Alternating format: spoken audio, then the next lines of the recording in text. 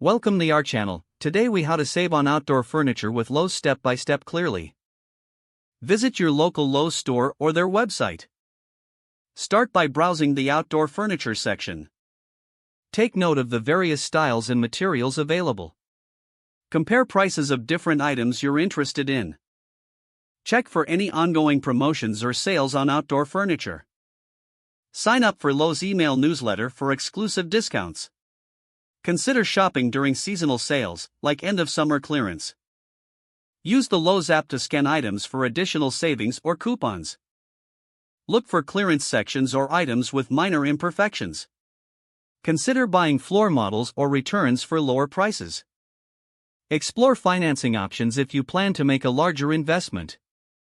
If purchasing online, look for free shipping offers or in-store pickup options. Measure your outdoor space to ensure the furniture will fit properly. Evaluate the warranty options to understand potential future savings. Remember to check reviews for durability and quality before buying. If the page does not load, refresh the browser or try again in a private or incognito window. Make sure you are using the correct email address, then retype it carefully to avoid small typos. Check your spam folder for verification or security emails, then complete any requested confirmation steps.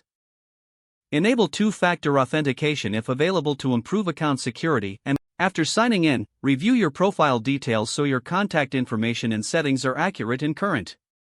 If you see an error message, note it down and try again after restarting your device and internet connection.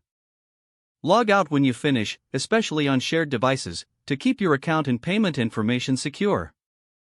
If the page does not load, refresh the browser or try again in a private or incognito window. Make sure you are using the correct email address, then retype it carefully to avoid small typos. If your password is not accepted, use the reset option and create a new strong password you can remember. Check your spam folder for verification or security emails, then complete any requested confirmation steps.